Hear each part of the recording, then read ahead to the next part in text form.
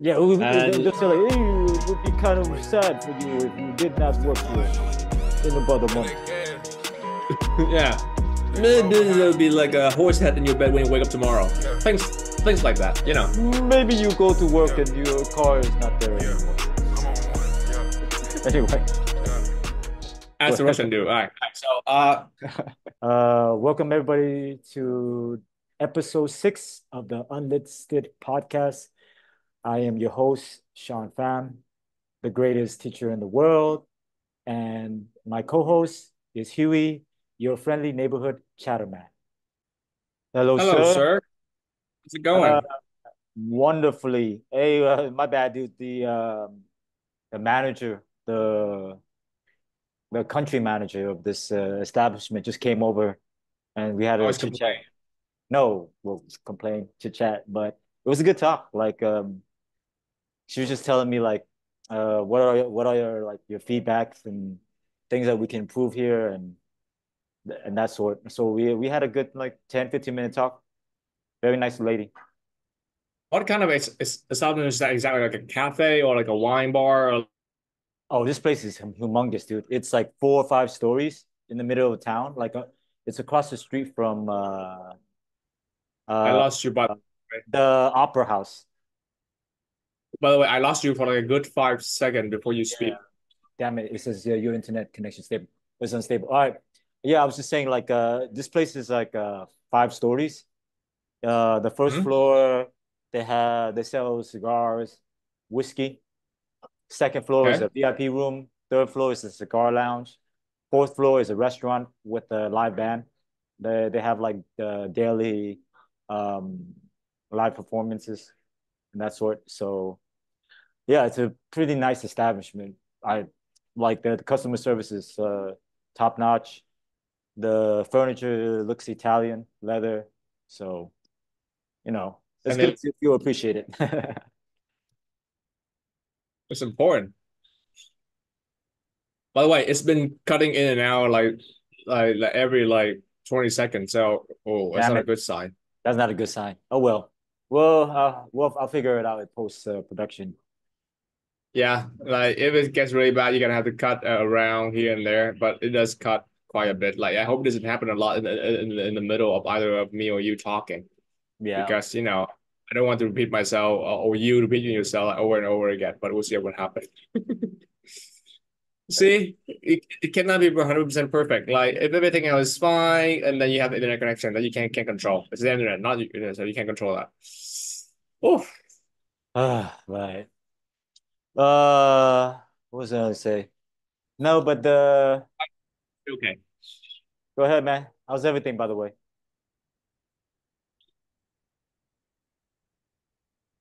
Non-related, but like, have you ever had the experience where you wonder the existence of God? Because like sometimes Wow, things that's happen to quick, you. but okay. Let's I don't get know. into it. Yeah, why not? I'll tell you why. I'll tell you why I mentioned the G word Okay. because once in a while, have you had the experience where things that happen to you, Right. and then it requires a lot of coincidence for it to happen the way that it did, but it happened anyway. It It's called required a lot of destiny, coincidence. right? But keep going. Yeah, I don't want to use that word, but yeah, All sure, you call it that way you want. But like, without getting into the specific, I have let's say a person in my life that the last time I had in contact with them is before Christmas 2023. So about right. Okay. 6, 7 months ago, six All right. last Christmas, a long time ago, right? Mm-hmm. And then we kind of lost contact a little bit of nowhere on Monday, Mm-hmm. 2 days ago. Two Mm-hmm. days ago on Monday, they texted me out of nowhere Okay. asking, "Hey, do you want to grab a coffee or whatever Okay. this week?" Mm-hmm. And I said, "Yes, yeah, why not?" Yeah. That's one thing, right? Somebody, from your past out of nowhere, they ask to see you, and then, whatever. And then, They might be a little sad. They miss you. no, no, no, but that's not the part I'm talking about. Like, that's Yeah. not why I'm wondering whether God exists, Okay. because uh, one day later on Tuesday, which is yesterday, last night actually, Yeah, we're I recording got on another. this on Wednesday. Yep. Yeah, we were recording this on Wednesday. So last night on Tuesday night, which is one day after that first incident happened, right? Hmm. I got another text from somebody also from my past. Hey, you want to meet, having coffee, whatever? This exact same question. Hey, can we have coffee sometime soon? And then I also said, yeah, sure. Well, why not? So I replied the same way, but I Hmm. wonder, what are the chance? Yeah, what are the fucking chance that two completely random person who do not know each other, by the way, they don't know each other. They only know me. And after like months, and then Okay. they exactly on one day apart from each other, asking me the Right. exact same. So I thought, is that God winking at me that hey, telling me hey maybe you should reconnect with some people from your past? Oh, what the fuck?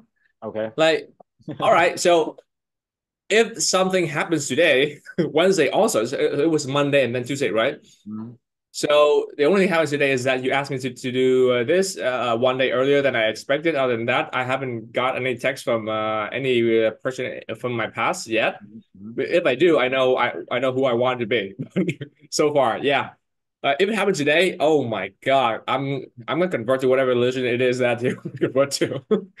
And but yeah, so I thought that was crazy. Right. Like it's not unusual if one happens, right? But like twice in 2 days, asking me for the exact same thing, and I replied the same way, and so weird. But yeah, we'll see about that. But otherwise, everything's good. So how are you? Hey, so here's my theory on this, and I'm kind Sure. of giving out a secret about Uh-huh. insight, but I think it has something to do with the weather slash the flu or the bug that's going around. Uh, Okay. so I see a lot of correlations. So last couple of days, you see a lot of people with their profile pictures, and they have the white lotus flower with the background. And so for people who don't know, that usually means someone passes away, right?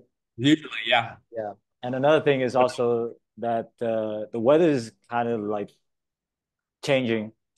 And so actually a lot of my kids, like I every day I check them for if they have a temperature or a fever. And a lot of Okay. them are kind of like flaring up, right? And I've noticed like that correlates with a lot of people posting, I don't know how we can like sad or like longing for connection kind of stories or social media posts, right? So that may be one of the reasons why the last couple of days, like those people like called you up. It might be because like, they're feeling a little bit down or someone's a little bit sick. And I've noticed like during these times, Yeah. people are more wanting for companionship. So that's just my That's little probably a like correlation. It's there's no honestly proof, but it is what it is. like logically, that's probably a better explanation Destiny, than God, the first one. yeah. I mean, God is busy. I mean, there's a very little chance that he got that down and personal into your business. He busy. He don't have time for your little small issues. And that I had to wonder. Like, that happened like within like one day of one another, and Mm. they're like, we haven't talked like months, and then what the fuck is going on? And so yeah, maybe it's just like raining. It makes people feel melancholy, it makes people feel sad, and they just want to reconnect, whatever. So who knows? But I'm not saying no. Uh, at least you know what? It's unlikely that those two person get to listen to this, but if they do, I would like them to know this. Out of those two that I talked to, honestly, I only really wanted to meet one of them. The other one is fine, but like I don't really look forward to meet them again that much. But I won't tell them which one. So That's a good that's a good way of doing that's a it, good one. Both of them, that I bet that's me. I bet yeah, I'm the good one. that could be like your little mini test to see how they feel about you and how they think you feel about them. But Hey, that's If a they are any good, if they are any good at reading the room, they know who they are. They know which one are. I meant. I only look forward to meet one of them, not both, but I will meet both of them. right, cool. So speaking of that, why don't we go into the first thing on the docket today about Which is, relationship building and how people feel about each other? All right. So this is the article oh wait, about team building in heat. Employees endure tough activity while manager watch from air conditioned space. Wow, classic, classic. right. Okay. So the gist of it is like there's a lot of these HR team building company corporate events. And in this situation, a lot of the normal employees, they're seeing an absence of the managers and the executives during Yeah, especially these team building activities that require you to be in the sun. I'm sure like this is laborious. what, yeah, very laborious, very hot and sweaty. And they're complaining that their managers are just not participating and they're just hanging out in the conference room, well air conditioned uh, private rooms, right? So I Yeah. don't know much about these because I haven't been to many retreats. So Huey, why don't you start us off? Like, what are your thoughts about this, and whose side are you on? Okay. Whose side are you on is a very inflammatory question. There's no side here. Okay. Okay. Okay. First, I'm very glad that somebody bring this up on the newspaper for people who are not aware to know that this is going on. And by the way, I will be very very surprised if this is not the experience, but 99%, maybe not 99, like 90% of all corporation, at least in Vietnam. Mm, So it's mostly like that. I swear to God, mostly like that. And and first, for people who don't know, I'm going to tell you something real quick about how corporate team building works. Okay, the reason for team building activity is not because they want you to enjoy it. It's not for your enjoyment. hmm. The main true purpose of the whole thing is a PR event for the company, and that's all there is. Wow. Okay. So they want to pick out a location, an hotel, an activity, and the number one metric they care about is that they have to be photogenic. So there's a backdrop, the hotel looks good. There's the location at the beach or the mountainside, whatever it is, looks good. Then there's a team wearing certain uniform playing game on that setting. Does it look good? Does the dinner and in this in this convention hall is gonna look good on photo when we post 100 photos of them on social media to PR our company? Hey, we're a family and all that. Right. That's the number one reason why they host this event. It's not about team building. I mean, it is a little bit about team building, yes, but it's not about that most Mm, for the most part. mm, So yeah, need to keep that in mind whenever they're pushing out team building and they want you to join. And by the way, if it's really about your enjoyment, they would not have to force you to do it. Because if right. it's enjoyable, you Agreed. should be Agreed. able not have to convince you to do it. The reason they have to coerce you to do it because you don't enjoy. They know you don't enjoy it. If you have a family, you'd rather spend those extra day off at home. And if you actually enjoy like hanging out with your coworker that much, you will do it willingly without having to be coerced. Mm, And in the article, so they mentioned that a lot of people have to be coerced into doing it by HR because they didn't want to do it to begin with, and I understand why. By the way, I think a lot of like new employees who like a new corporate job, they really actually want to do it on the first year, mm. and then they see it for what it is, and then they don't want to do it anymore.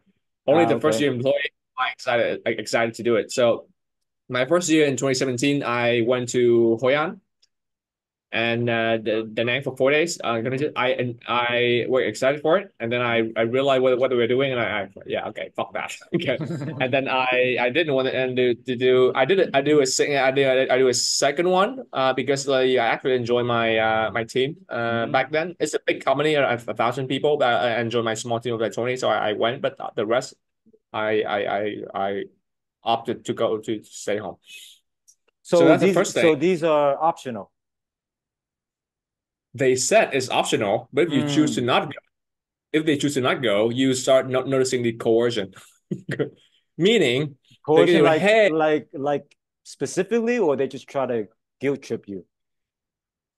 they will try from being nice to being a little bit less nice every time you turn it down. So first they get Mm. you in the room and say, hey, why didn't you go? Do you want to go to vacation to your team? That's a nice way, right? Whereas you're gonna guilt you into, hey, it's fun. Come on, it's fun. Let's go. And if you say no, they're gonna do something a little bit more extreme. And then the absolute end game, they'll say that to your face. All right, so actually, joining team building activity is part of your OKR evaluation. You know what Mm. OKR is, right? And then so actually, it shows that you're willing For to audience connect. for the audience who doesn't know, can you unpack that word, that acronym? OKR is short for objective key result Mm. and yeah, objective key result. Mm. It's like a bunch of metric for people to measure how well they perform in the corporate setting. As yeah. By the Mm. way, I'm not sure what the R stands for, but I think yeah, something like that. But like, it's just like a metric for for them to measure your yeah corporate productivity. Sure. So, hey, is it part of your OKR evaluation? So it's measure how cooperative you are with like team activity. Are you like a team? Are you a teamwork person? Mm. Are you can you communication ability and all that? And then they spin that into something that you have to do in order to have good OKR. And then okay, Mm. I see what you're doing. You see, they make it sounds optional and you're supposed to enjoy it by by your own will. But if you don't, then make sure that you enjoy it anyway. You see, it's not a choice Right. to begin with. And you know what I did? I said no, no anyway. All right, shoot me. And Right. oh yeah, I remember it correctly. Yeah, objective and key results. So I remember it correctly. Oh my god, I thought my COVID days they was way behind me. All right, it's still, So just to read for people who are not who don't have the video feed, OKR stands for objective and key results. yeah. OKR, alternatively, AOKRs with an S, is a goal setting framework used by individual teams and organizations to define measurable goals and track their outcomes. Okay, continue. Yeah. So they use OKR to threaten you with, hey, if you don't do this, the OKR is going to take a hit. You want to be a good boy or bad boy. So it's essentially that. Yeah, And they'll say like, hey, it would be kind of sad for you if you did not work here in about a month. yeah, maybe there'll be like a horse head in your bed when you wake up tomorrow. Things like that, you know, Maybe you go to work and your car is not there anymore. Anyway, go as the ahead. Russian do. All right. So that is the real nature of team building activity. If well, some of you are like newly to this, so it's not about you. Just to be clear, it's a Mm, PR event for the company to get an opportunity to get everyone on a picture. Hey, we're so happy together. We're a picture and the PR. That's all there is. mm, And uh,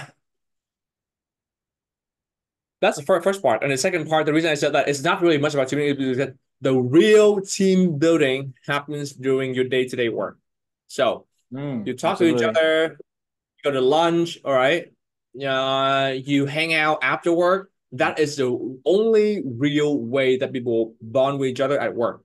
So the only real metric that matters the most at all. So if your team are going to lunch together, hanging out, talking, having coffee in the morning before work, and they hang out after work, they see each other for like a beer or whatever, that is a sign that they are team building. If they're not doing that, doing their day-to-day work. They don't go on each other. They don't hang out when work is done. They don't talk to each other over coffee. They don't hang out at the water cooler. Right. They just there. They work. They go home. So Then none amount. you want Yeah, organically interaction, team building interactions activity. rather than force, correct? Right. Yeah.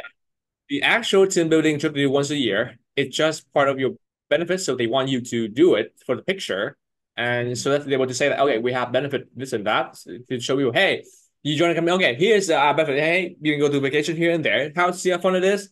Right. See, it's not about team building. Just be clear. And Right. if you are not already like team building on your daily basis, you're not gonna build shit during that 3 days trip. So keep that in mind. Next time Mm. they ask you to do a team building activity, it's more of a course for activity. If you don't think it is forced, wait until you try to say no.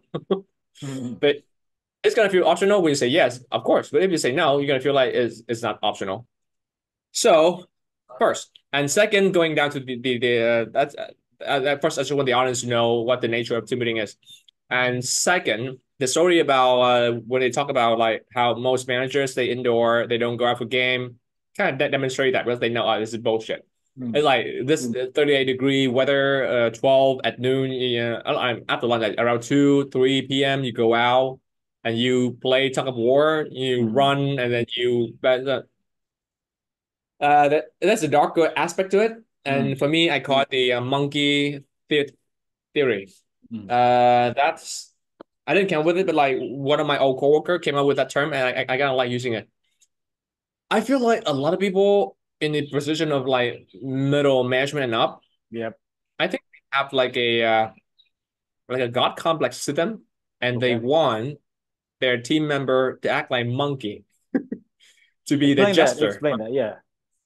So like when you ask like a 34-year-old man or like a 41-year-old woman in your team who have like a family with 2 kids and all that to go out and play a game where they have to thrust a balloon into the other person's hip and pass around an apple mouth to mouth, I feel like that's like kind of like a humiliation ritual, pretty much.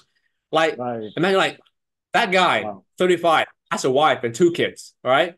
And that woman, 41, has 3 kids, right? Mm. Been with the company for 10 years. And then they make them go on stage and play a game where they have to pass an apple from this end to that end using only their mouth. Or See what I in mean? America, we do with our necks. So it's almost Yeah. like so your mouth is absolutely exposed. But continue. Yeah. You pass an apple from mouth to mouth between a bunch of people with kids and they're all married and all that. I think it's just like a humiliation ritual in disguise. And you play a game where they somebody wear a balloon behind their back around the butt, and the person behind them will have to break the balloon using only their hips. Or So the buttocks. people are literally dry humping each other on stage to trying to break up a balloon. I never thought They about that. are Okay, keep going. they Yeah. are gesture for the manager to look at and laugh at. By the way, they will never participate in that kind of game. Right. Only they force the employees to. Right. Hey, OKR, you're gonna do it. You're gonna perform the humiliation ritual for us. That's it. So one of my coworkers called we call it the monkey theory. They want to be monkey to buy fun to but it's like you go to the zoo, you're going to like a circuit, you want a monkey to perform trick for you to enjoy, right? So they want everyone beneath them to perform the trick. Mm. So funny, so funny. Take a picture and they post it on it. It's humiliating. Absolutely. And then one of my coworkers like, bro, I have kids, I have a wife, I'm not gonna do this shit. Like, Mm. and he said no. So Mm. we joined force. We said no, I don't want to do it. All right, Mm. whatever. Okay, all right, I don't care. I'm not doing it. So Mm. we don't do it. I mean, I don't work there anymore now, so it doesn't matter. But like, I feel like okay, I've never seen it that way. But now that he mentioned it, like, yeah, I feel like it's kind of like a power trip, tripping moment. Like when we're talking about last week when somebody like call you at 11 p.m., make you like correct like one typo and like a report something like that. I theorize that the boss would power tripping, and that's all there is. Mm. And now you remind me of that. Like, I feel like this article has the same vibe to it. A lot of middle management, especially like new manager, they kind of takes it like, I mean, power. I mean, you're a manager in like a 100-person company. All right, big fucking deal. And then you act like you the president of like North Korea. No, Right. And then the power shipping of it, and then they make people do things that they don't necessarily want to do. It makes them feel powerful.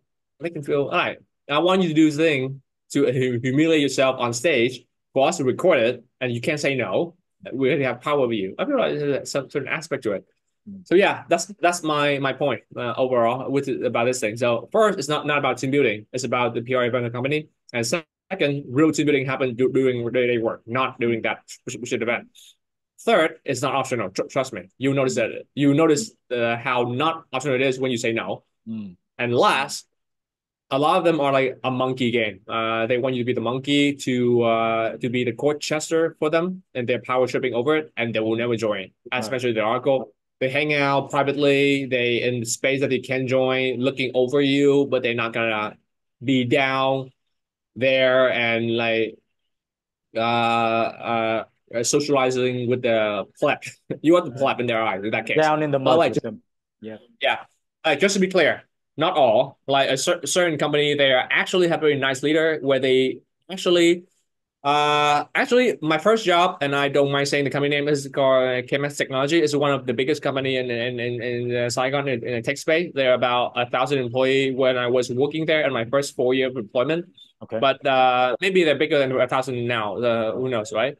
But they are actually doing team building correctly. I believe. Meaning, the leader, like even like the CEO and all that, they join, they get down, get dirty, and they communicate, they commute, and they socialize. And every activity that we're in, they are in. So we have dinner in the same place and all that. So I feel like that they doing it, they did it correctly. But every single company that I worked for after that, they really sadistic, power tripping, and like, Right. and not optional. And but luckily, I only stay with every other company after my first job for like 1 year. Mm. So I can easily turn down because like you can threaten me with the next OKR. It doesn't matter. I would be gone by then. Mm. So pro tip: if you really don't plan to stay with them for a long time, you plan to jump job continuously to make like a pay raise, which is good for you by the way. You don't have to worry about their OKR threat. You know, you don't give a fuck. Don't care. It's fine. So that's my take on the whole thing. You?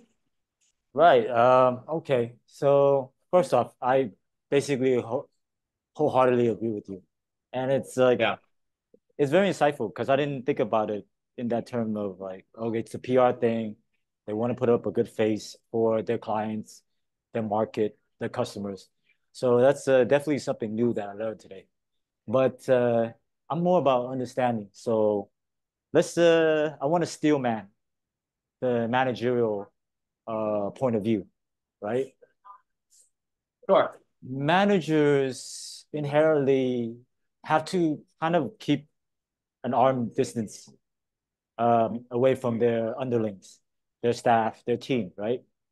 So Mm-hmm. I would understand that, okay, they feel like, okay, it's beneath them to do dry humping and mimic making out with, God forbid, like if they're straight, like another guy under them, right? Or like if they have a wife and they're dry humping another woman, younger woman, right? So that point I understand. Another thing they might say, I don't necessarily agree, but they might say like, okay, we're managers, so they might be on call. Like if there's something important, a hot issue, high priority task, they need to be ready to pick up the call. I don't believe it, but it's understandable they say that, right? With May I all that, say? yeah, go ahead. All right. All due respect, yeah, I agree, but that might why while it might be true, it is not the reason why they're not joining. It is not the reason. Absolutely, absolutely. Anyway, yeah. So I'm just trying to give like, okay, what would the other side say? Just for understanding. And that's what I'm trying to understand. Like what would they say? And like maybe true, may not be true, but that's what they will say. I want to Um, add. I want to go add ahead. one small is Go that ahead. the reason I don't buy into any potential steelman argument is that those two men and women is very easy to test, right? Right, right. So, for example, if you give them the benefit of the doubt that okay, maybe they actually want people to join, maybe they want to coerce a little bit, they want to Right. force people to do a little bit, but at the end of the day, they just want people to connect, to hang out, and to have a better connection. Like if you take them for their word, it can be easily proven that it's not the case because like if at the end of the day, like there was a certain event, a certain company that I cannot name, where they pick a hotel, right? In the lot. And it's a hotel that was infamous for a front that looked really good. Like if you've been to a lot, you may know what I'm talking about. But the service is terrible. So nothing to do around the establishment, and the service is gonna be bad. They know that. We know that. We all know that. And we raised a comment saying, okay, can we pick a different venue for the event this year? I feel like the Mm. hotel is terrible. It's only good for a picture, but that's about it. But they say, no, we pick that. We want that. To me, it shows that they only care about the picture opportunity to PR for the client, for the other worker who would soon to join. They don't care about the actual enjoyment of anyone at all. But I, I digress. Every single thing you can do to test whether they mean well or not, they don't mean well. Cool. So here's the flip side. I do agree that there's some values into these team building activities. And the reasoning of like they want to keep an arm distance, I personally I don't agree too much about that because from my point of view, as an educator, right, um, you have to play different roles. You have to put on different masks, put on different hats, right? And it's got to be interchangeable. And it's you have to learn how to like go from one role to another role. So, for example, like when I'm with my kids, mm, when we're outside or when we're in a playground environment, right? You know, they're almost like my equal, right? So we'll have fun. Uh, I allow them to do other things that I wouldn't never allow them or except in the classroom or when I'm leading the conversation, right? And I do believe that having that different venue, Boundary. right? Yeah, you have the boundary there, but when those boundaries are broken down in different environment, I think that's good because you kind of have a human humanistic uh, view of the other person. So we're not thinking of each other as supervisors and supervisee. We're thinking of each other as just humans, right? And so if these managers in this corporate environment would put in a little bit of time to show that they care, I think they'll do themselves a lot of benefit uh, because the dynamic of the relationship means that their team will trust them more. And inevitably, these managers will get more out of their team when they need to request them a little bit outside of their scope of work or their job description. So, you know, I would behoove them to at least try, make an effort about this. Okay. Final thoughts.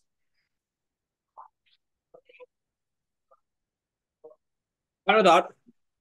Like I think, I mean, I already said before, but I want to bring up again. I think it's important that like if you're in a situation where you actually unironically enjoy the team activity, where you go there, you hang out with your teammate, you play some physical game.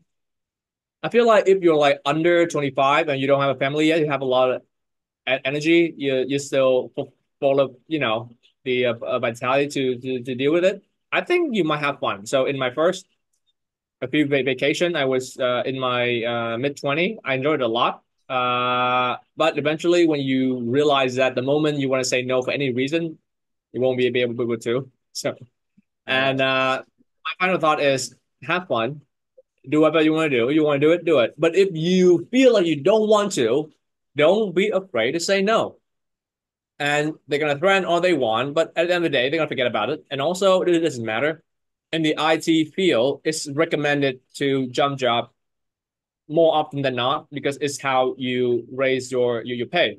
You jump, you don't stay and stay loyal. There's nothing to be loyal to. It's just a transactional work contract. Don't be right, loyal to right, work, right? Reason you be loyal to your parent, your family, your loved one. Don't be loyal to your company.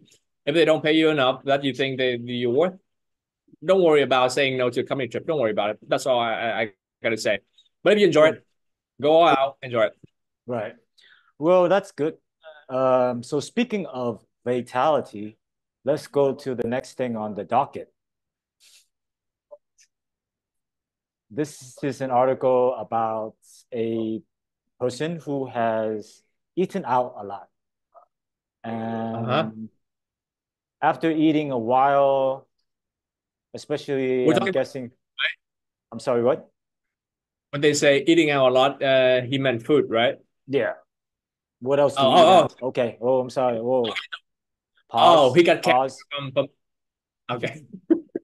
He got cancer from eating out on the street a lot. Okay. Right. So this affects his fatality. So anyway, Okay. um, so this person, unfortunately, on a grim note, has been diagnosed with nasal pharyngeal cancer. It's basically a cancer that you develop between the back of your nose and your mouth. Uh, Okay. doesn't smoke, drinks moderately, and does some regular exercise. And his doctor said that his eating habits are the culprit, mainly street foods that have a lot of fat, a lot of grill oil, fried food. Um, and so you brought this up. What are your thoughts about this man's fatality, Huey? Well, first, I would like to. All right. So the doctor said the culprit is eating street food a lot. I mean, he's probably right. He's probably right. And also, I want to clarify a little bit about. Doctor mentioned that it has a lot of fat and little vegetable. I don't think fat is necessarily the bad part. I mean, I think he meant like eat a lot of bad fat when you eat street food. Yeah, but like good fat is fine. Like avocado, peanut butter, salmon is probably fine.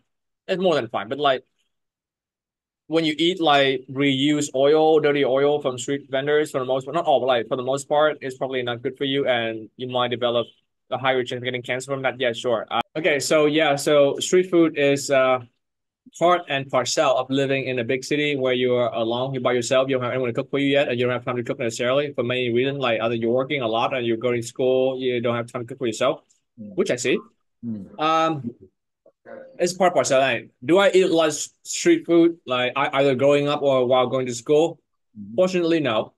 Because, Wow, like, good to yeah, I hear. said fortunately no, because like as a kid, my I do eat some street food here and there, but like my main source of food is still coming from my mom, and I eat mostly fish growing up because I'm from like a beach town, like a fisherman area. Mm, So seafood back in my day is actually cheaper than meat, believe it or not. So mm, we eat a lot like shrimp, babies, lobster, squid, a wide variety of fish. Some fish I don't even know what they're called. Sometimes like the fishermen bring back like a weird fish that people have never seen before, but look tasty. We eat it. So mm, luckily, I never ran into like a poisonous fish, but otherwise, I eat a lot of like fresh seafood, organic, non-GMO fish growing up. So I'm grateful for that. mm, Actually, personally, I prefer meat, but fish growing up is great. mm, So, and when I turned 18 and going to school in Saigon, I eat a bit more food from outside, but still not that much. It's still mostly like a home cooked situation. And mm, then a few years later, on my third or fourth year in Saigon, my brother got married, and his mother-in-law started cooking for the whole house. So his mother-in-law is cooking for him, his wife, and then me as well. So she's a nice lady. She cooked for all of us. So I'm getting the home cooked meal experience, even though I'm not married yet. mm, And every day, even today, mm, even right now, his mother-in-law is still cooking for all of us. So I'm grateful for that. So I never had to deal with eating a lot of street food ever, but I do understand why people would do it. Like you go to school, you're on your own, you're busy, you don't have time to cook necessarily. So I see how it can be a necessity. But what the doctor said is absolutely right. real quick. Uh, Yeah, I don't know this. So when they say street food, um, do they just mean any street vendor or uh restaurants that are on the sidewalk, or are we just merely talking about quote unquote junk food? I think it's a little bit of both. But Hmm. from this article alone, I think that what this guy meant is that he's not eating a home cooked meal. It doesn't Okay. have to be on. It's eating It out. can be like yeah, eating out. That's all there Cheap is. cheap places, And not your typical four-star restaurants, right? yeah, I mean, even like less than two star, you're dealing with a lot of like sketchy stuff. Even with less than 2 star, you don't have to be like Okay. And so uh the thing about street food is, which is, should not be a surprise, is that in order to cut costs, they have to cut a lot of corner. Mm.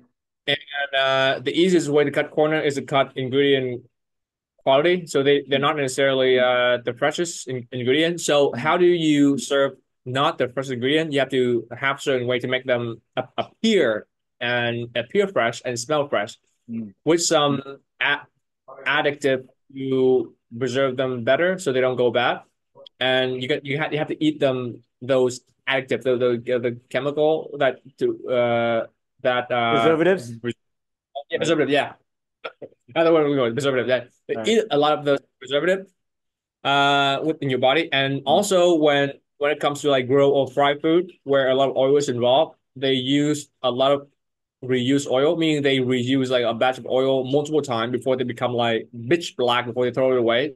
Right. So reuse oil are very high in trans fat, and So so real, for clarification, um, these places I've heard, street food, sidewalk, alleyways.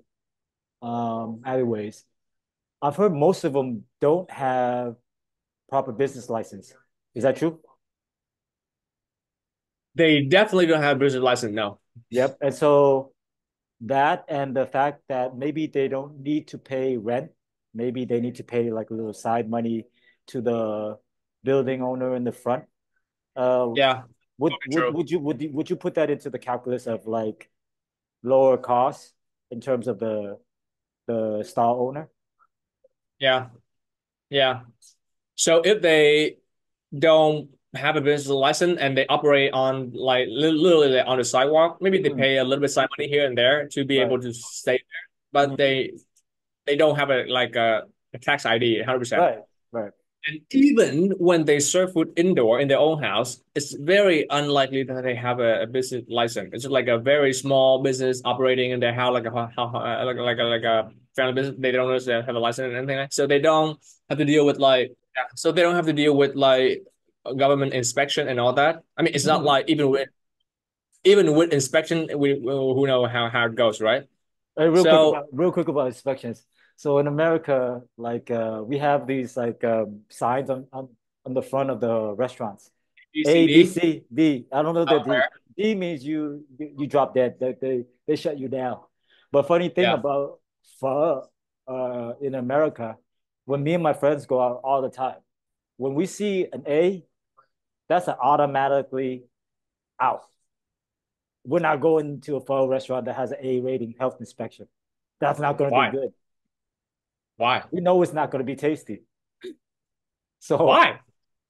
Tell me. we just tentatively know, like, okay, like you go to the grimiest, not grimiest, but you go to the C's, right? And maybe the B's, right? But you never go to an A.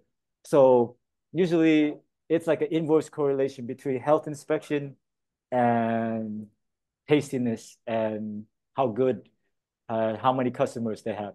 But I digress. Continue. That's really unfortunate because I would wonder. I mean, like, you can do like a good bowl of any kind of food while being clean, right? Why would like a make it any less good? I mean, it would make it more expensive, sure, but if you don't mind the cost, it kind of be better for you for sure. I mean, but yeah, sure. I think the reason behind it is that all right, like a real Vietnamese vendor will probably not pass like the A grade, but they're gonna give you the most authentic experience instead of like broccoli and carrot in your pho. So, but I can see that. But like bro, like go for A.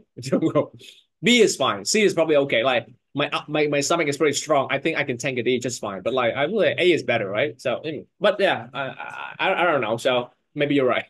But yeah, yeah, we digress. But other than that, the point stay true that if you eat out a lot, to cut time and to cut costs, they have to cut costs as well. So you have to be aware that again, it's fine if you do so. You know, you're in a situation where you can like cook every day, which I understand, of course. You do that, but like you have to be aware that you are trading your health for that a little bit.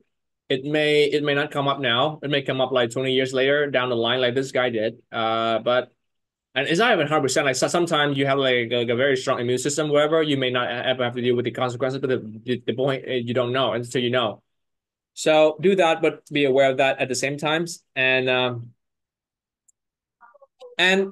like if you have to eat street food anyway, the best tip I could give you is that at least choose a vendor where they operate indoor. Mm, Because at least with an indoor establishment, they have running water, they have running commodity. mm, So if they operate outdoor, you have to wonder where the fuck do you get water to clean the dishes and all that. Yeah. mm, Answer is they don't. You can look up on like two whatever. You can see it all the time where they have like one bucket of water of mm, clean-ish water, and they dip the dish the bowl in, and then you do a few rinse, and then they put it out and they serve it again. I'm not joking, by the way. You can look it up on YouTube. You can see that. So it's definitely much better to at least go with like a vendor that is served indoor. And if they serve it outdoor, you would prefer to eat it from like a plastic cup or whatever, because at least with a plastic, it's plastic. Yeah, it's not good for you. It's another issue, but at least you know you don't have to worry about whether it's dirty because it's new. It's a new plastic cup. So, but yeah, if you have a plastic cup, it's already bad. Just go with an indoor vendor if you can. And uh, I think if you go with more street vendors these days, I think you would pay around like $2, 1.5 to $2 per lunch in general, right? So that's what I meant by like cutting costs. Like, but if you let's say even $2 to $2.50 is still considered a street vendor. If mm, you pay toward like the $3 marks, it might be become better in quality. It become more clean and they care a bit more about the food. mm. So do what you do, but try your best to cut down the harm by choosing a vendor indoor instead of outdoor. Like right now, like I don't want to sound like it's like Debbie Downer, but I really avoid like true street food like in general. Like true street food, I don't want to touch. It's like I don't want to potentially deal with that. Like, can I eat them? Yeah. If I'm out with my friend and they want to have some, something on a stick, do I have them? Yeah. I'm not gonna say no 100% of the time. I'm not gonna be that guy. I'll join in with the fun, but generally on my own, I would try to avoid them in in general. And I have another extrapolation, but I kind of want to hear what you think first before I go there. All right, cool. So, what I would say about street food or any food in general is like, how does it make you feel after eating it, right? So, if this guy really says like he exercises regularly, right? So that's your baseline. You have a baseline that you can compare with. And what I would do is I'm not a pro or anti street food guy. They just have like a bad reputation sometimes because you hear about food poisoning in a few places and it gets blown up in the news. So my pro tip for anyone who eats anywhere, whether you're eating organic or chemical, regular, traditional, whatever, pesticide laden fruits and vegetable, or you eat in an air conditioned restaurant or you eat at a stall outside. What I would do is I would just try that new place and make that one change from your normal schedule, right? And after you eat the next day, how do you feel? Do you feel tired? Do you feel sick? Do you feel like you could focus? And so there's a lot of good street foods out there. There's a lot of good stalls that do high quality hot meal that cook like the cook are literally mothers, right? That cook your food. So I have nothing against street food per se, right? I would say just eat it the next day, compare how you feel. Make sure you exercise both day, obviously, and that would be your baseline, and you can see if that specific place or that specific food or it brings your baseline down, or whether maybe you want to try a high end restaurant where you want to buy that organic or premium fruits and vegetables, see if that actually makes you feel better, right? Or whether they're just throwing it out for marketing purposes, right? Or they're just like selling you expensive fruits and vegetables. So yeah, just make sure you do kind of like a internal study on yourself to see if that change makes a difference, good or bad. And that's all I have to say about that. Okay. Of course, you mentioned that there are certain like street food vendor that they are providing like a true quality, true mother home cooked, mom cooked style meal for lunch. Right? True, absolutely true. There are certain places I know several places around my old job where they do this kind of thing. Mm. They charge around $2 3, but they're very high quality. You can tell, Yep. and everything looks clean. Right. But that is on like the rarer side for sure. You don't run into that those kind of establishment every day. Mm. And but if you do, good for you. But it's not most of the time. Unfortunately, it's not most of the time. And that while that is true, and the second point is that you do your empirical test on your own body and see how you feel. The thing about that is that I feel like if you're really young, the day between you eat good and bad food, you're not gonna notice it immediately. The difference might be very Would you say I'm subtle. old? I'm saying you're not young. Okay. Absolutely. Okay. The point is like your peak health, especially if you're a male, right? It's gonna be in your early 20s. It's your peak health, right? And you can tank a lot. So if you're 21, 22, you're going to school, you're not gonna notice a big difference between the day where you eat like clean food and the day you eat dirty food. You're not gonna notice it in one day. So it's True, true. very difficult to notice that when you're young and healthy. It's only gonna Mm. show up when you're like you're 40, 50 and older. Mm. So not to okay, so personally, I never had to eat a lot of street food, but when I do, I don't personally notice much of a difference at all, and I'm not young, so I feel like it might not necessarily be like a all true test because sometimes they don't show up immediately. You don't notice immediately. The only thing that give me an immediate reaction that I notice immediately is when I eat a lot of salt and oily food.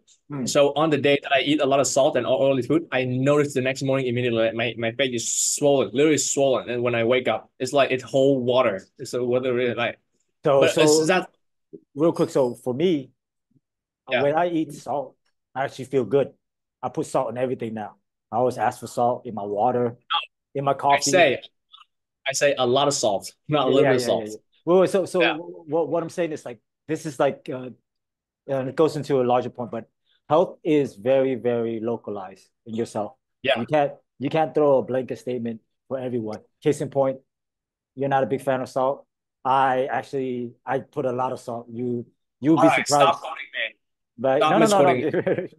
No, but I'm just saying for the audience, like do your personal test, make sure you know what your body. Continue, go ahead. Let me clarify my point about salt a little bit. All right. Like I don't have a problem with like my brother's mother-in-law cooking, even though sometimes he uses a little bit of salt, Mm. right? So I don't know with salt. What I meant about the salt point is that like when you eat street food, they Mm. most likely use an unincumbent amount of salt compared to like your normal home cooked meal.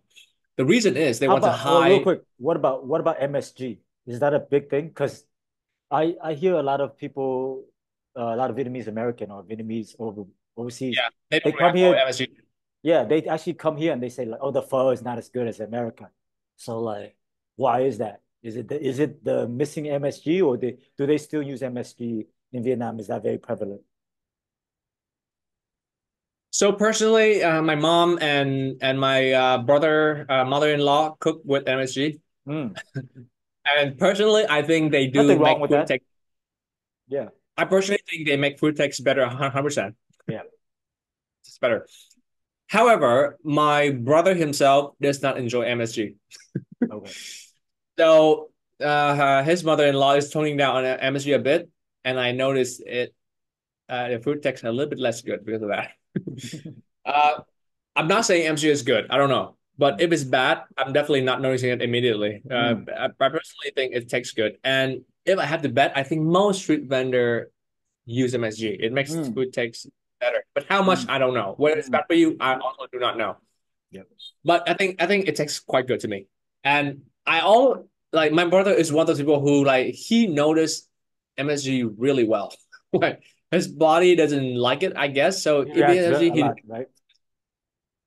and for me, street food where they use a lot of salt, like when there's those stick thing, they have to use a lot of salt because this requires it, and also salt help mask the unfresh ingredient. Mm, So if it's not fresh and you add a lot of salt, it's gonna mm, mask it a little bit. It's the same with chili and all that. mm, So that's what I meant when I said if I eat a lot of salt from that, I have a lot of mm, problem because I feel mm, like that's too much salt for your own good. mm, Like, and then I'm start holding water, and then the next day I feel like my face looks like I just gained 5 pounds. It's just my face, just and the oil as well. So oily in like a normal meal is fine, but like when you eat like those fried banana or it's like fried mm. Deep ball on a fried. stick, yeah, I mean, okay, that makes me feel kind of sick. Right. I don't guess why I feel like okay, this is not good. I don't like it. Yeah, but Mm, otherwise I'm fine. But like I do find with MSG, but then my brother didn't like MSG.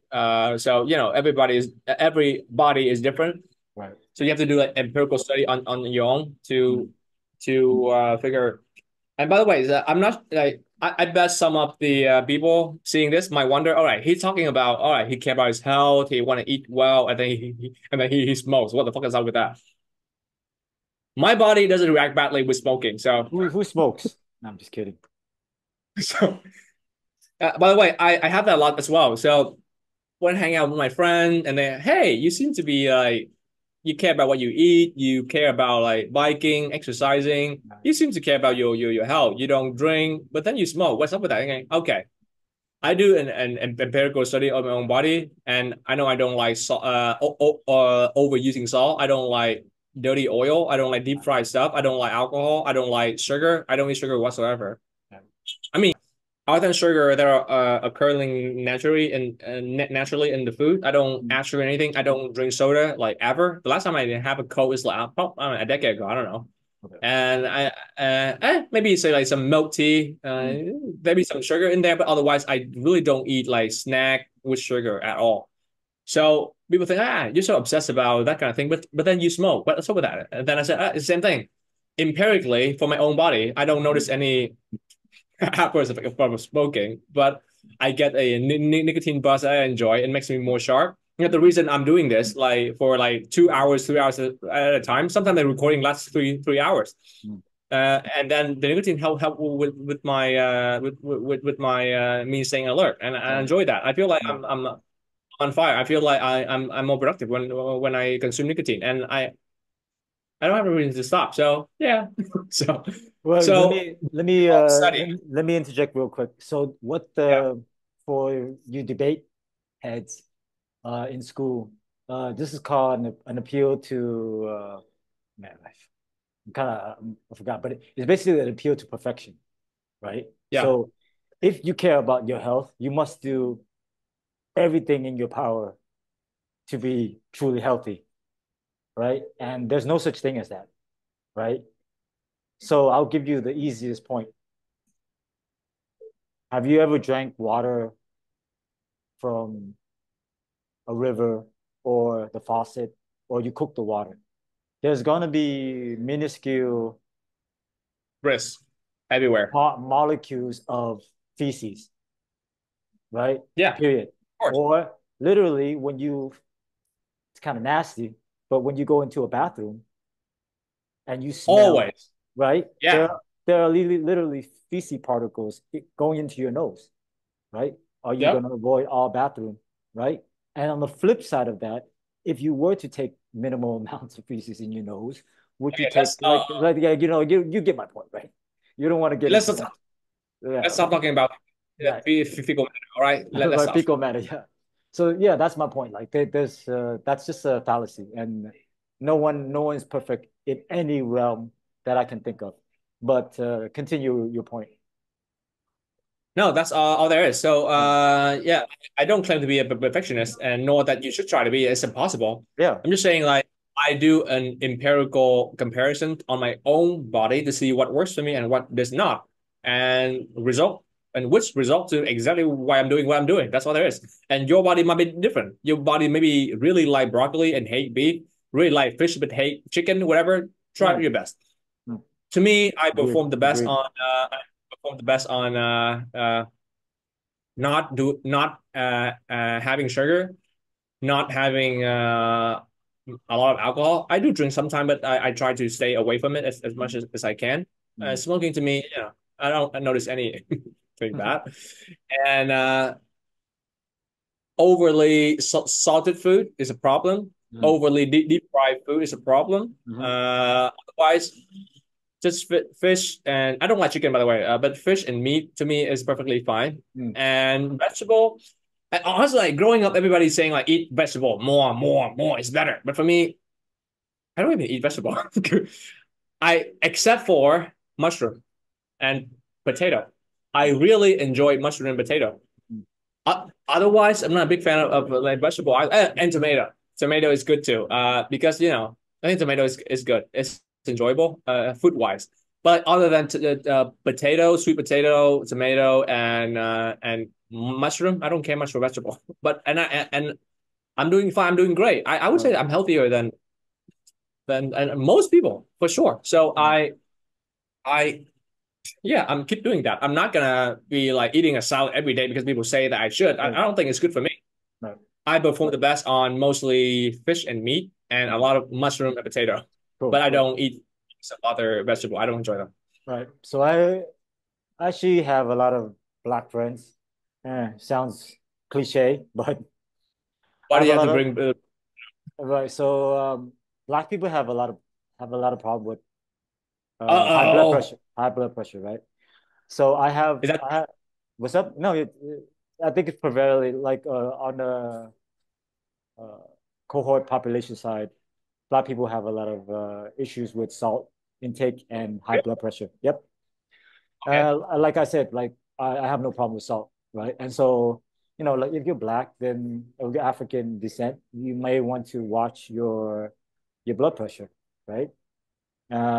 Whereas me, I actually have low blood pressure. If you didn't know, on my mother's side. So salt doesn't is actually if you just look at it from the metric of blood pressure, it's actually good for me because I would go back to baseline, right? But So this actually might be a little bit good for you. Okay. yeah, so, right. And so, I'll go a little bit into smoking, right? Because we're both smokers. Um, there's a difference between cigarettes and cigars, right? So cigars Yeah. is pure 100% tobacco. Cigarettes, I don't care if big tobacco comes after me. It literally will kill you, right? They put in literally the stuff on the street, the black stuff, tar. Hard. That's literally what they put in cigarettes, right? I'm aware. Yeah. Right. And most people are not, right? Which is uh, a travesty. But case in point, like my family, all the men smoke 2 packs of cigarettes a day, Okay, right? that's not. That's That not good, sounds right? a lot. But none of us have ever gotten cancer. From my grandfather, I have like 8 uncles on my dad's side, 6 uncles on my mom's side.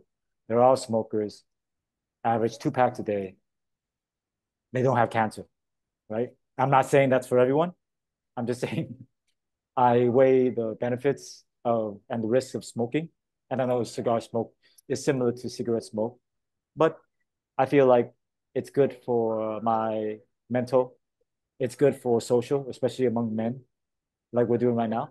And so, like I said, um, your health is very local, and we don't want people to force and put things down on the head that they shouldn't, and we definitely shouldn't um, shame and just pound people to do what we think is best for most people, but not all of us. But let's move Yeah. on to the next thing on the docket, which talks a little bit about forcing people to do things, uh, especially on the recycling side. So Uh, Hanoi has come up with a new policy to sort trash, right? okay. And one of the things that caught my eye is there may be a penalty of up to $1 million, which may not sound $40 million Vietnam dong, which may not sound a lot to people who are listening, living in the West, but this is a lot for a It's, typical, it's not for a typical of a household here. Yeah. right. And so, like, I'll tell you a little bit about my experience because I used to work at a plastic recycling plant in Los Angeles, right? And just to start off, recycling is basically a scam, right? Plastics, over 90% of plastics cannot be recycled, Not right? recyclable. Yeah. Right. And most of the time, if they are recycled, the places are making a profit, which they will break down the bottles and the containers and break them down into pallets, small little pellets, sorry, pellets, the smaller ones. And they are resold to plastic manufacturers again to reuse again, right? So the process is not is recycle is not the best way to help the environment. Uh, in America, we have the 3R: recycle, reuse, reduce.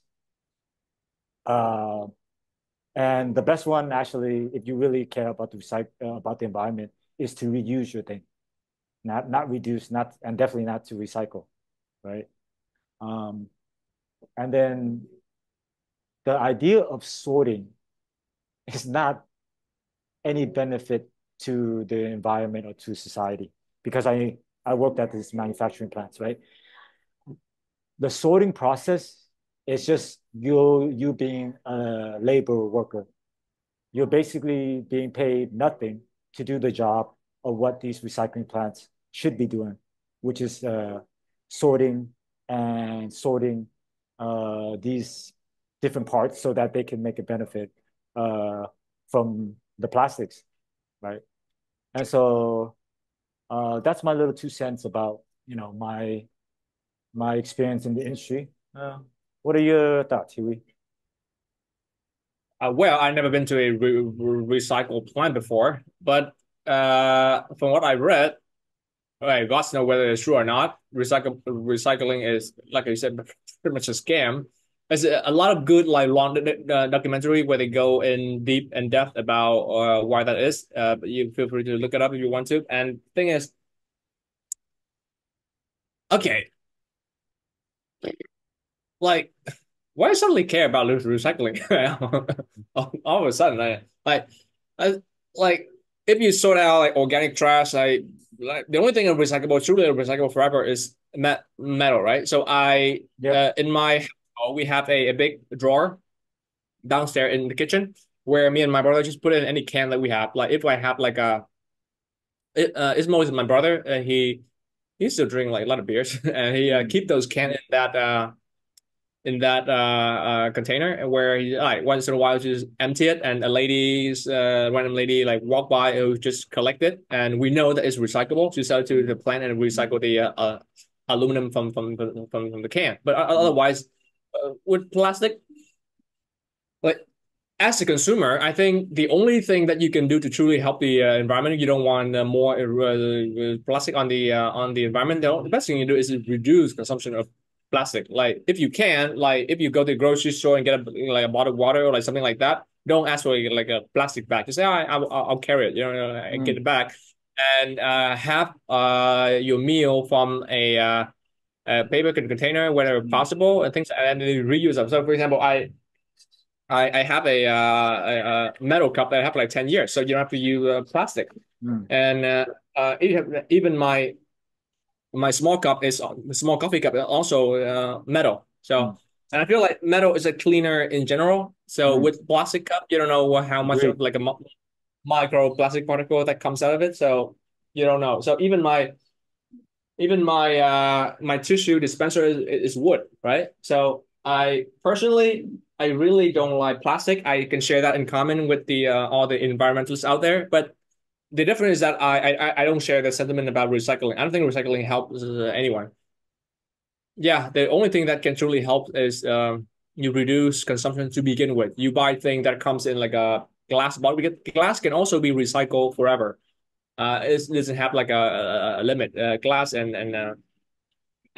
metal. Hmm. And my guess is that so plastic is correct me if I'm wrong, but I think plastic is a direct product of World War II, right? So Hmm. I think I'm right on that one. So the reason plastic is was invented is because people need like a new material that are lighter, durable, and cheap to produce in mass. Cheaper So is the key yeah, word. it's cheap. Is can be produced faster in a large quantity, and it's light, so it's very beneficial in like a wartime environment. So specifically, they develop plastic in World War II to serve that area, Hmm. that era. But when the war is gone, you can't just uninvent plastic. It's there, Right. and back in the day, if you buy like a bottle of like tomato sauce or like milk, most thing comes in like a glass container, Hmm. and you can reuse that glass container forever, or you can put it Hmm. up in the basket and somebody will pick it up and reuse that and wash it and use it again. Yeah. But now they We used discover we plastic. used we used to have milk delivery, and they would come Yeah, refrigerated in glass containers in America. We don't have anymore. yeah. Instead of plastic, so since plastic is a lot cheaper than glass to use, so we will just use it. And they want to be able to keep on with the profit without feeling bad about trusting the environment. So they come up with something called recycling. Right. So they put out the concept of recycling to make people not feel bad about it, so people could consume more plastic without being feeling guilty about it. So, but it's right now it's very clear it's totally a scam. Plastic is everywhere. Basically, they ship all the plastic waste to like poor country where they put them on like a big like pile of trash. There they don't care about that. So, and now it comes to Vietnam, right? So and the part that bugged me the most, which you mentioned, is that they're now making people sort the trash or they wouldn't pick them up in certain area in Hanoi, right? They're testing it out. So if you don't do their job, they're supposed to show it, not us. They do their job. If you don't do it, you got like a $40 fine. And what the fuck? Like you make people do more for something that doesn't matter. They're just supposed to do it anyway. So is the motive good? Yeah, maybe somebody actually just wanting to improve the environment, to do productive work, whatever. But does it help? I doubt that a lot. So I honestly don't have a lot to say about this other than that, like your heart may be in the right place, but probably not gonna help. So, but again, still man argument. Not about the recycling, but like about let's be real. If we switch back to using only metal and glass, it will make everything cost way more. Yep, I was So gonna say that's that. Keep going, keep going. yeah. The cost of production for glass, you have to, get it, melt the sand down, you blow it out, and all that. So it's gonna cost a lot more. Our society as a whole willing to pay way more for like a can of tomato sauce, like a can of like the milk, whatever. Like with the how the economy is doing right now is probably making it more incumbent for people, average person. But it does reduce plastic, but with a massive cost. And also imagine if like water comes in like a aluminum can or like a glass, which God forbid, like glass for water everywhere, might be a bit rough. So I hope that in like 20 years, 10 years, I don't know how much science can advance in that amount of time, but I hope we will be able to come out with like a new material that have the same property as plastic, but a lot more recyclable or at least biodegradable. That's the best I can hope for. Yeah, so it's kind of a side thing, but speaking of sorting trash, right? I have a lot of like old ladies mainly, a few old men that come around the neighborhood and they're picking up a lot of cardboards to sell again, right? Yeah. Maybe they're looking, scourging through my trash to Yeah. look for recyclable.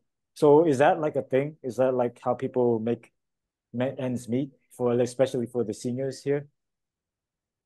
Oh yeah, so there are three main material that people pick up from the street. Either cardboard or aluminum can, which is obvious because you can resell those aluminum can and those cardboard back to a facility where they ship them somewhere to recycle. Hmm. So they sell that by weight. So that's how some people will make money. Yeah, but they also definitely pick up a plastic bottle as well, which I wonder why. So yeah, the only reason I guess they can sell it back to his facility somewhere for money, but I don't know what they're gonna do with the plastic bottle after, which I don't know. Which ironically implies that maybe those plastic bottle can be reused somehow, somewhere, some way. Like I Yeah, said, I'm sure like they can sell it. I'm just saying for plastics, I mean. But in general, it's like the at least in America, the plants make a profit off of it. But yeah, yeah, I just the only thing I feel bad about, like the only motive or reason for me to sort my food waste with my quote unquote recyclable is just for those ladies or those old men, right? yeah. Um, I don't usually eat a lot of like animal products anyway, right? And so those are usually the ones that stink up the most. So I would feel bad for like these people who need to make ends meet, have to like scourge through all the bones and the old fish and the dirty cheese, right? Just to Yeah. find their little source of income. So that would be the only reason why I would personally sort my um, garbage, which is just basically to help the old people in the society, right? I'm Real not quick. really think. Yeah, go ahead. Real quick, yeah, that is one reason to do it because you don't want, you know, they already having a tough time Exactly. having to do, yeah. But there's a second reason why you should do that, and I do that as well, is that like if you put your plastic and your metal and your cardboard the same with your organic trash, what happens is that when they're done picking them out, it's gonna leave a mess behind. Mm. Like I wrap everything like in like a black plastic bag so nobody has to see it, so it's not exposed, so it doesn't smell bad like when you gather garbage, right? Mm. So but if you put everything inside, like when they're done with picking out everything, then they just leave it like an open pile of like organic trash, which is not good. So I put the plastic bag and like organic trash, and then I put the other stuff that I think people might want to pick up in a separate pile. So people Mm. just pick it up and leave, so they don't have to deal with the dirty trash. So it's good for them, and it's good for me and me also. I don't want it to make a mess, so that's the reason. But go ahead. Yeah, that sounds good. Very, very generous of you. So, lastly, speaking of making ends meet, uh, the last thing here for today is an article about a wife complaining that her husband doesn't want to sell their seldomly used car, uh, mainly because family expenses, including their children's tuition fee, is getting fairly high, and the use Okay. of the car is mainly for personal family trips, uh, occasional trips to their hometown or vacation. And just to give people a little insight that cars are definitely a milestone for Vietnamese people here, right? Most people don't own cars. Um, they see it like a milestone as like owning a house or owning a car. That's one of the Yeah. things that they want to reach as far as financial stability. Our kids. Right. Those three. Three things.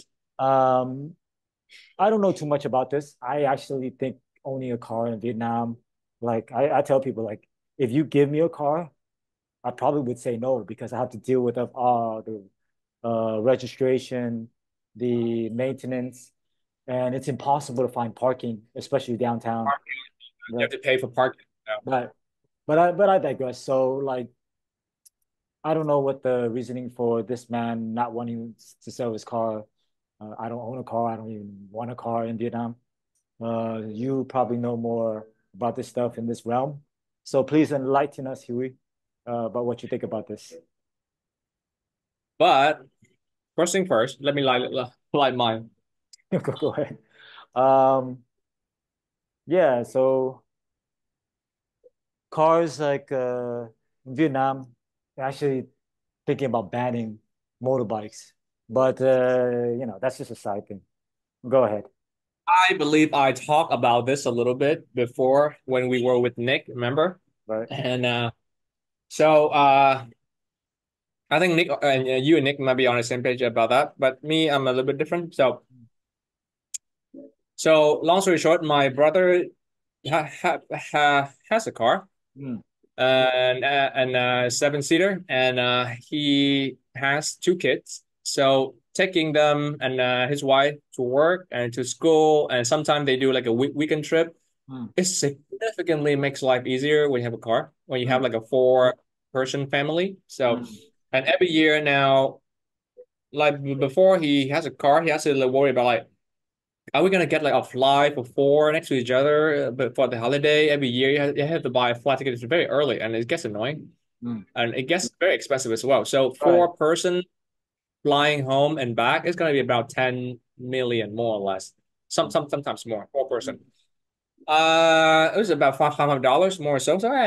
So now every year, just like drive his whole family home on a car, like a 3 days drive. Like they drive and they stop, they Mm, get a hotel, they chill, and then they go to another destination, and they do it mm, for like over 3 days, and then they right. landed back home with me. I Mm, fly. I don't drive with them. I fly, mm, and then I can really see how much of a convenience it is to have a car inside. I really do. So I mm, don't think it's like I don't think it's just like a milestone for the sake of a milestone. It's actually a convenience. So, especially now, it's start raining a lot, right? So right. imagine taking your two kids to school on a bike, and when it rains, it's doable for sure. Like, people have been doing it forever, so it's fine. But like, a car makes it more easier for sure. It's more enjoyable, and it's truly a convenience. If you don't mind the maintenance and registration and all that, yeah, we all know it's gonna be a problem. And but So my question would be, because I don't understand. So this guy, we're talking about mainly the article. Um, he doesn't use it because his children attend public school close to home, yeah, and I think his job is nearby as well too. So like fill me in. Like, I would. why wouldn't this guy want to sell his seldomly, rarely used car? Is it like an ego thing? Is it like a social, economic status thing? What would be the I reason think for this? I think it's the latter. And I Okay, think I I'm know, going to that. Unpack as that. Yeah, because I it's think different for the West. I think I noticed a lot of it within my own family as well. Hmm. I'm not gonna name it, like I have a big like extended family. So my dad is one of seven. My Hmm. mom is one of seven. So I have a lot of aunts and uncles. So Hmm. I don't mind speaking, but nobody's gonna know who I'm talking about anyway. Not that they listen to this, but like, Right. okay. So 10 years the from thing is, now, I remember I saw that podcast, Huey. No, I'm just messing. Go ahead. the thing about milestone is that you only want to achieve them, but not give them away, right? Ah, So true. buying a house, getting a car, good. Having kids and a wife, good. But you don't want to get a divorce. You don't want to lose your kids to a divorce. You don't Mm. want to sell your house. You don't want to sell your car, right? And you definitely don't want to sell your kids, I mean, if it's an option, right? even if it's an option, you don't. Yeah. So, I'm just and joking. Don't take me seriously. the thing is, All right. if you have a car, if you have a car today and you don't have one a month from now, people are going to talk. Oh, I didn't think about that. Okay. Is that ideal that people care that much about this guy's in his car? No, it's not ideal. People should not care that much, but people do here. You're like, oh hey, what happened to that guy? Why did he sell his car? Is like gambling? Is that like doing bad? It's like a financial downturn. People are Mm. going to talk, and And most and people and in here, this case, he actually is in a financial yeah, struggle. All right. and people here when they talk like that, it bothers people a lot. Mm. Personally, I don't think I would care. I know that I Mm. don't care because I do things like that. I don't think I don't think I care. Mm. the culture in general here, they care about shit like that. So maybe Mm, the wife doesn't care, but the husband cares. It's just mm, a status thing. All right. So mm, I'm a guy with a car and a mm, house and a wife and a family here. But next week I'll be all that, but minus a car. So what are we gonna say? It's a status thing. It's a status mm. thing. By the way, I can't read his mind, so it's my guess. Right. And I feel like my guess is kind of right on this one. It's gonna be mostly that's all there is. If you have a car, you use it, and you're financially struggling, and so you don't want to sell a car. Mm. So if anything, keeping a car is just keeping piling on the financial cost. Be like it costs Absolutely. more money, right? So it's the saddest thing. So if I have to guess, and the reason I say it might be like it's a family thing for me too as well is because I have a family member where they share a similar issue where they want to sell their house, but they do not want people to know about it. Mm.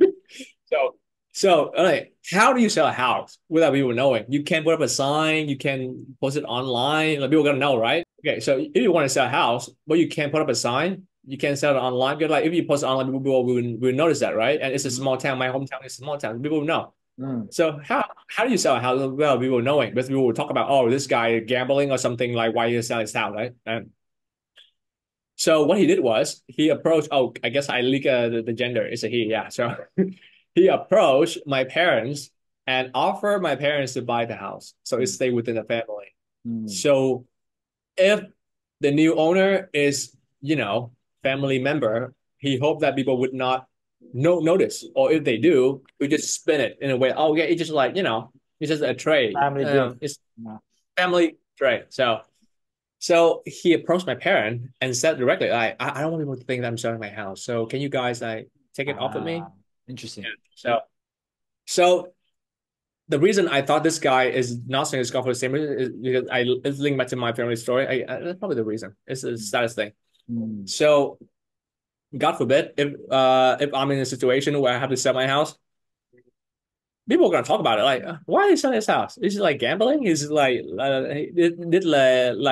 is like a stock going to shit, or is like he's like had to he had like a new mistress or whatever? I don't know. Which is so people don't enjoy being talked about in that kind of way, like in an unasked for manner. Mm. That's the only reason I can think of. But is that the same thing people do in America? That people talk that shit? People talk Right. shit behind their back when they sell their house or car? Is that the same thing in Vietnam? Uh, in America, shoes. I think, like I said, cars is different. Cars is like on the same level as motorbikes here. Let's say house. Let's say house. No, because like, man, Vietnam and America are totally different. Uh, I think if someone sells a house, people, other people don't care that much, right? Yeah. Uh, they don't necessarily go into like, hey, is that guy gambling? Does he have a drug problem, a drinking problem? None of that sort. They just probably think like, okay, that person sells the house. Um, maybe they want to invest it in something. Maybe they want Maybe he to, want to right? move. How about that? Yeah. Maybe Yeah, people maybe, don't. yeah. So the point is here they it's not as gossipy. I mean, sorry, in America, it's not as gossipy as here in Vietnam. And Yeah. basically that's all I really have to say about that because I don't really get into the gossip about what people say about other people. I'm not that kind of conversation type of person anyway. So yeah, it's just like a lot of things that you said, very enlightening about what people think about in Vietnam. Okay, cool. Yeah. It's gonna Go be the ahead, wrap culture. it up. Yeah, yeah. Yeah. Yeah, no, nothing new. It's just like there's definitely like a big chunk of the reason why this guy's not wanting to sell his car, just like the cultural aspect. It's Right, this status. He right. doesn't want to hang out with his friend and then, hey, what's up? Why are you selling this car? Yeah, he doesn't want a conversation. So Got you, yeah, got you. All right, thank you everybody for listening. We'll catch you on the next episode. Bye bye. yeah.